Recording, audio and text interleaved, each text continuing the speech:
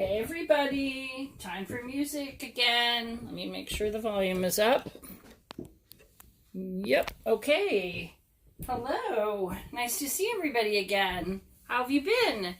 I hope your Shavuot was a fun holiday. All right, so today we're going to do a few different things. And the first thing we're going to do is learn about a different composer than Beethoven. Okay, new guy, Tchaikovsky. Peter Tchaikovsky. We're going to learn about his life and listen to some of his famous music. Okay, so I'm going to show you a picture of Peter when he was a boy. We're going to start with a picture. He was a student in Moscow. Like a teenager, like a late teenager, like, 18. Okay, so he was Russian. He was born in Russia. And in a minute, I'm going to show you more pictures. So what we have here is a little bit about him, and then we'll talk about when he was young all the way through when he became a famous composer. So Peter Ilyich Tchaikovsky was born in Kamsko-Votkinsk on the 7th of May, 1840. So he would have just had his birthday about a month ago. And he was, what country was he born in? We said Russia, right? And he lived in the Romantic period. Beethoven was the beginning of the Romantic period. And when we learned about Mozart, he was from the Classical period. He is one of the most popular of all Russian composers. He wrote melodies which were usually dramatic, like Beethoven, and emotional. So he expressed his feelings through his music. He learned a lot from studying the music of Western Europe. So, those are countries like France and in Germany. But his music also sounds very Russian. It has that flavor to it. His compositions, the things that he wrote, include 11 operas. We're going to listen to one part of an opera, of one of his operas. 3 ballets. We're going to hear music from all the 3 ballets. Very famous. You're going to recognize the names of the ballets and you'll recognize the music. Orchestral music, that's for the symphony orchestra. Chamber music for a few instruments, right? We talked about that when we studied Beethoven. And over 100 songs for the piano or for singers. His famous ballets are Swan Lake, Sleeping Beauty, and The Nutcracker. And they have some of the best known tunes in all of Romantic music. Well, you know that Walt Disney made a very famous version of Sleeping Beauty, and he used some of Tchaikovsky's music in the movie, in the animated movie. And some of you may have seen The Nutcracker on the stage with all the wonderful ballet dancers. Okay, so now we're going to see a picture of Tchaikovsky's family. There were 5 kids in the family. So I'm going to fold this so you could see his family. I'm going to bring it up to the camera. That's about as close as I can get. So you see there's a big family, his mom and dad and 5 kids. Okay, so there's another picture on this page that I'll show you in a minute.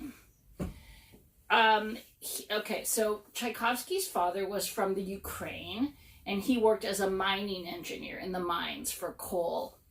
His mother's grandfather was a Frenchman who had moved to Russia. So that was his great-grandfather had moved from France to Russia. His mom was nervous, she worried a lot. And Tchaikovsky may have gotten his nervous character from him. That means he also was kind of a worrier, or a little shy or nervous. Tchaikovsky was only 5 years old when he started taking piano lessons. He was soon better than his teacher. Aha, like Mozart, right? Except Mozart started younger. But remember, Beethoven started playing piano when he was about 5.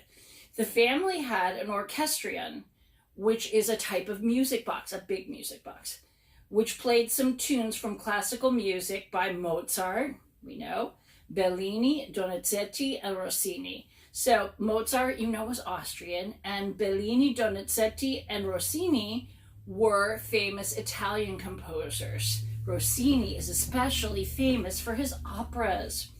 In 1848, the family moved to St. Petersburg. Tchaikovsky was unhappy and unsettled as he was often separated from his family, who moved several times. He spent 9 years at the School of Jurisprudence. That's like law school. When he left school, he had to get a job. So I wanted to show you, this is the Imperial School of Jurisprudence where he studied for 9 years. I'm going to show you the picture. It's a beautiful building. That's what it looks like now. It's still standing where he studied. Okay, so now let's see what happens. Okay. All right. So he had to get a job out of school. So for 4 years, he worked as a clerk in the Ministry of Justice. Then the composer and pianist Anton Rubinstein, who was Jewish, helped him to become a music student at the newly opened conservatory. A conservatory is where you study music, a music conservatory, only music. And that was a brand new school in St. Petersburg. He learned to play the flute and the organ, as well as the piano, and he learned all about composing. In 1866, he moved to Moscow, where Nikolai Rubinstein, who was the brother of Anton, encouraged him to write music with a Russian character. It means that it has a Russian flavor to it. He wanted him to specifically write that kind of music. Tchaikovsky worked very hard, and was often exhausted, but he managed to finish his first symphony for the symphony orchestra, which was performed in 1868.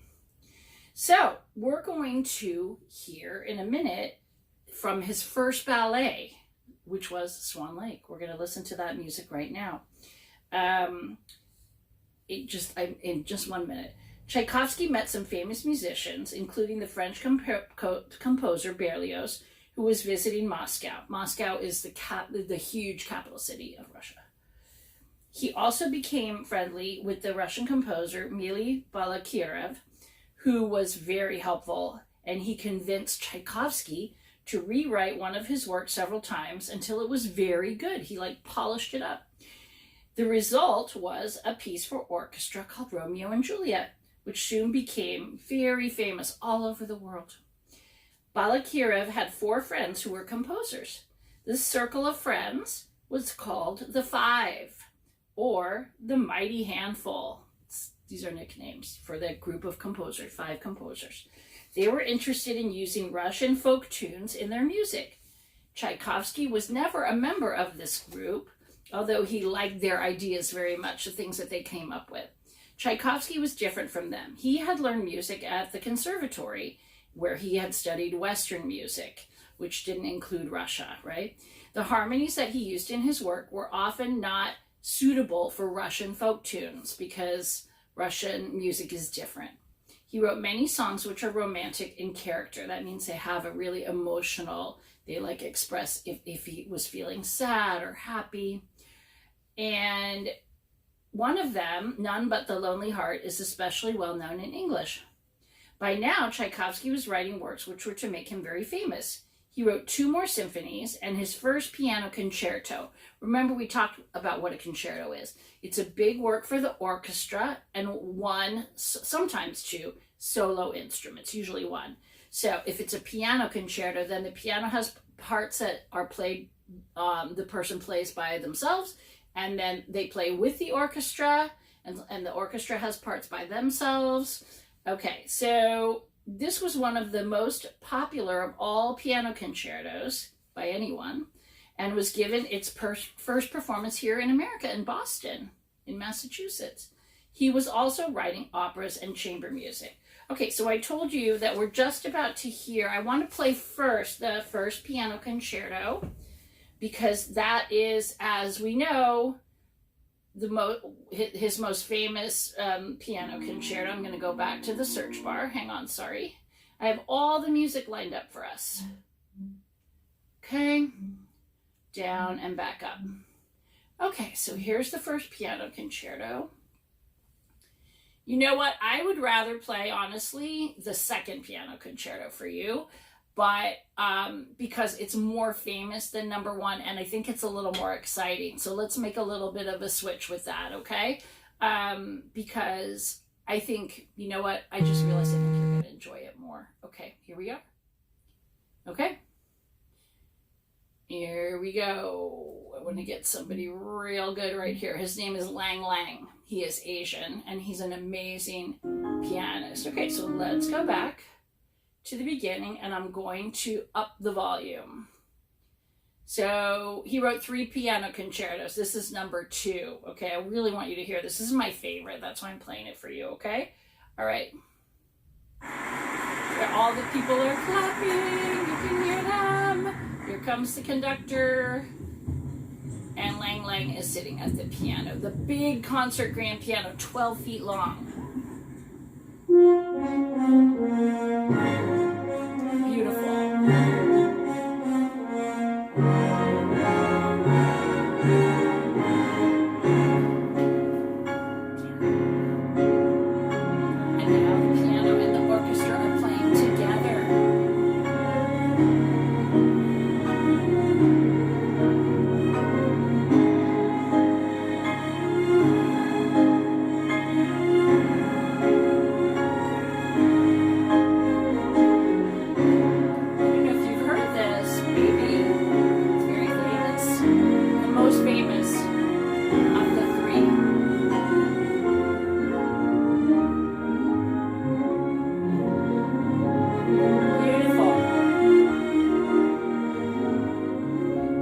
The piano solo.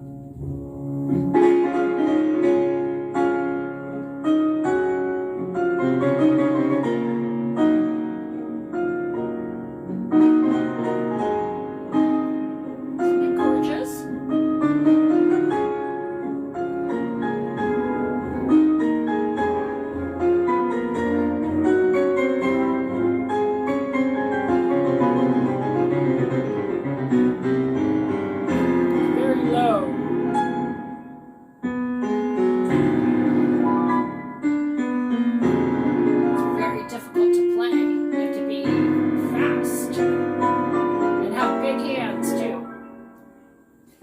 Okay, so that gives you an idea of the second piano concerto. Okay, so now I want to tell you we're almost at this first ballet. So then we're going to hear Swan Lake, okay? In 1875, Tchaikovsky began making a long tour of Europe. That means he traveled from country to country, France and England and Spain, and he went around. He liked Bizet's opera Carmen. Bizet was a famous French composer, but Wagner's opera, Wagner was a German composer, from the Ring cycle, bored him. He didn't like Wagner.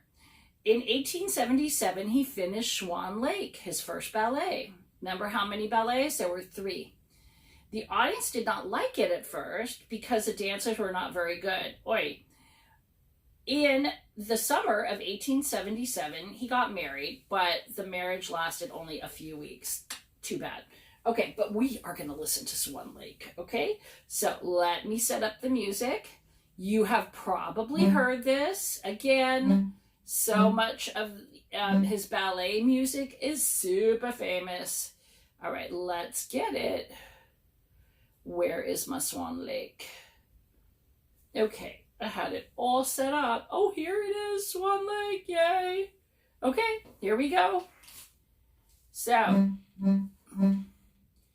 going to make sure that we have the right one. The theme, here we are. This is the famous theme from Swan Lake, the most famous part of the ballet, the orchestra. There's a harp, a big harp. It's very slow and beautiful.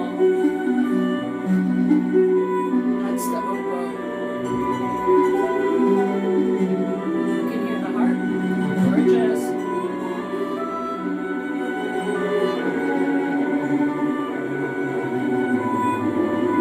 I'm sure you've heard it. Maybe.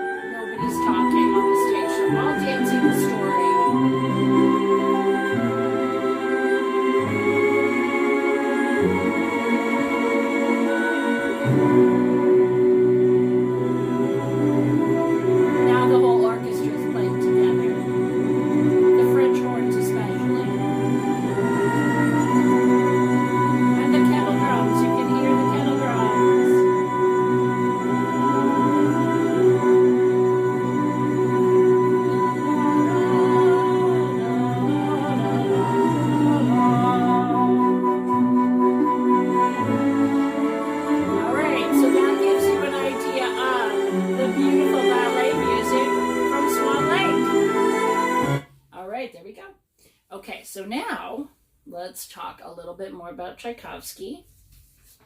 And then we're going to take a break from his life and do the listening game and learn a new song. Okay, so another woman was to become, so his marriage lasted only a few weeks, and then now he was single again. Another woman was to become important in his life, but in a very different way. It was to be a very unusual relationship. Her name was Nadezhda von Meck. Nadezhda von Meck, I don't speak Russian. She was the wife of a rich man. She loved Tchaikovsky's music and promised him that she would pay him a lot of money with every month, so long as he promised her that he would never try to meet her in person. So she would be his patroness. That's a big word. Patroness means that she supported him with money to write music, but she did not want to meet him because she's married and, she's happy and living her life and she's busy. Tchaikovsky no longer needed to work. Oh my goodness, that's wonderful for him, right? He was able to give up his teaching job at the conservatory, where he eventually became a teacher there, which I forgot to tell you. For several years, he spent the winters in Europe and the summers in Russia. Nadezhda and Tchaikovsky wrote long letters to one another, but they never met. So he had plenty of time to write music now that he didn't have to worry about making money, and having a regular job. He wrote several operas, including Eugene Onegin and his 4th and 5th symphonies. Okay, so far we got 5 symphonies. The Violin Concerto, which we're going to hear. The Serenade for Strings, which is called the Capriccio Italien. And the 1812 Overture. Okay, so we're going to play, before we do the listening game, we're going to play an aria, a solo, from Eugene Onegin. 11 operas, but the one that I have chosen is his most famous, and it's a nice story, and I'm going to let you listen to one of the operas from here, from Eugene Onegin. Now, an opera, as you know, because we've talked about it in class, is a story that is sung, all of the parts of the story. So there's no speaking parts. We have the orchestra down in the pit at the bottom of the stage. We have all the singers on the stage. We have a chorus, which is the group of singers that sing all together. And then we have the lead characters, which are the most important characters in the story, and they have the arias. So an aria is a solo. Aria in Italian is solo. Okay, so now we are going to, sorry about all the beeping, guys. Okay, now we are going to hear the letter scene, and this is an aria by a soprano, and you remember soprano is a lady with a singer with a high voice. Okay, here she is. I want to get the one that I chose for you. Okay, so here we go. This was about 7 years ago at the Metropolitan Opera, and it was the last rehearsal for the show.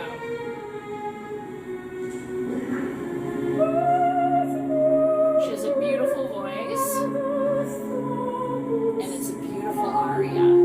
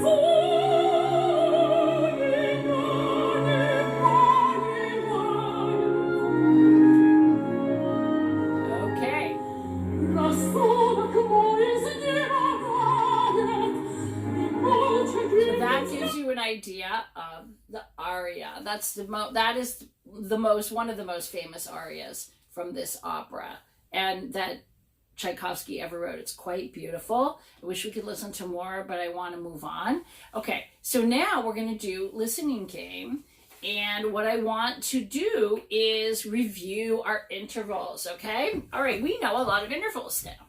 All right, so the ones that we want to do first are the 3 choices of octave, fifth, or fourth. Which is the biggest? The octave, then the fifth, then the fourth. Okay, and then we're going to add in our second in a minute, and we will have our seventh, which is going to be a new one today. Okay, all right, here we go. You guys ready? All right, so a fifth is Twinkle Twinkle. Fifth. An octave sounds the same, only how many notes apart? 8 notes apart. So C to C or A to A, right? From the musical alphabet of A, B, C, D, E, F, or G, right? That's a short musical alphabet, as you know. Okay, and then the fourth is Here Comes the Bride, or right, Mexican clapping song. Okay, so let's do those 3, then I'll add the second in, and then we'll work on the seventh today. All right, so your first 3 choices are only fourth, fifth, or octave. All right, here we go. Close your eyes. Keep them closed tight, even if you have to put your hand in front of them. I'm going to separate.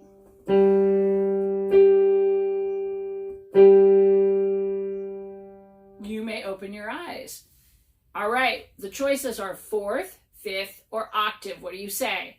If you said octave, great job. Yes. Okay, and if you didn't, it's okay. We have other chances coming up right now. Close your eyes again. Separating.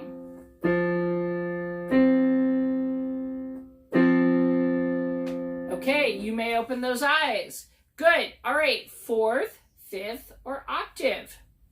Did you say fifth? You're right. Twinkle, twinkle, little star. Good. All right, here we go. Close your eyes again. Keep them closed. I'm going to separate the notes. Okay, you may open your eyes. Fourth, fifth, or octave. If you said fourth, bingo. Da da da da da da da. Or Here Comes the Bride. Okay, good. One more, and then we're going to add our second in. One more. Close your eyes.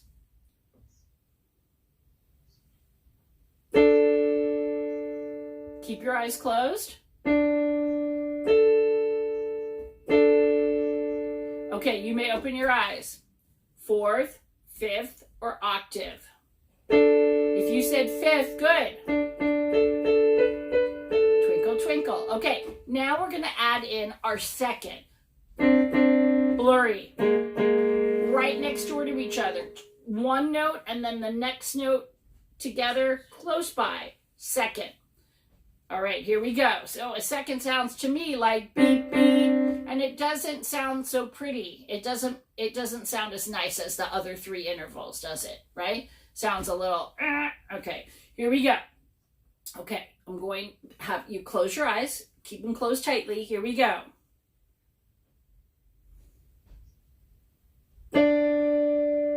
I'm going to separate them. Open your eyes. Fourth, let's go in order, sorry. Second, fourth, fifth, or octave. What do you think? Did you say octave? Good. 2 Ds. D up to the next D. Good. Octave. Okay, close your eyes again. Keep them tightly closed. I'm going to separate them. Keep your eyes closed. Now you may open them. Second, fourth, fifth, or octave. What do you think?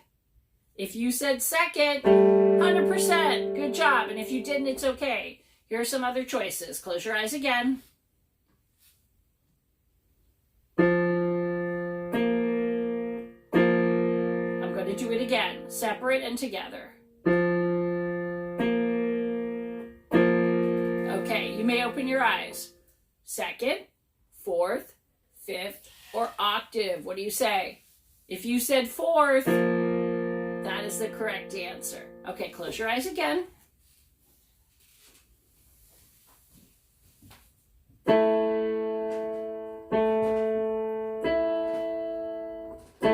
Keep your eyes closed. I'm going to do it one more time. Separate. Together. Okay, open your eyes. Second, fourth, fifth, or octave. What do you think? If you said fifth, good. Twinkle, twinkle, good. Close your eyes again.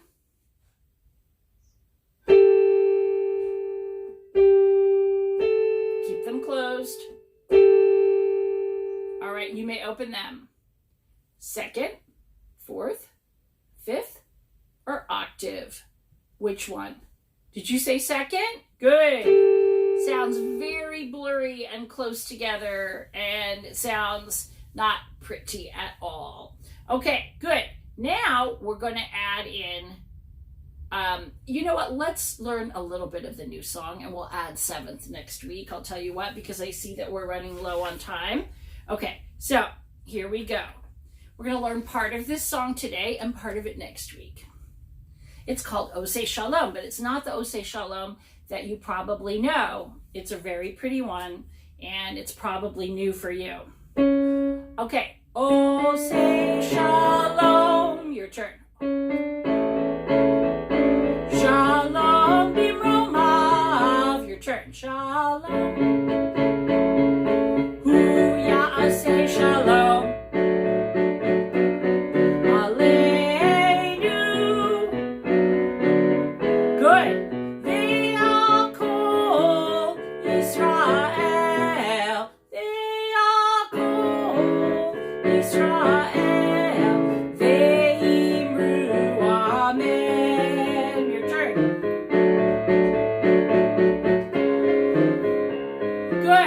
Let's go over that part one more time, and then we'll learn the second half of the song next week. Okay.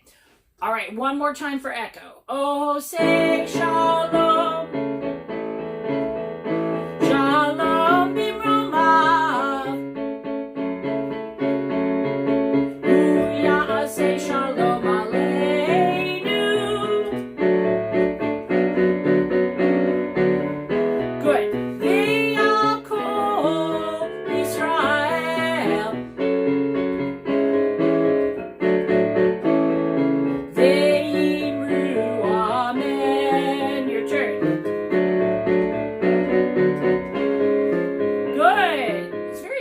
It's slow and pretty, okay? So we'll learn the second part next time, okay? All right, so great. And we will hear more about Tchaikovsky. We will finish Tchaikovsky next week with some more of his beautiful ballet music and his violin concerto and some other things. And you'll see more pictures, okay? Great. Have a great week, guys. We'll see you next time in music. Bye-bye.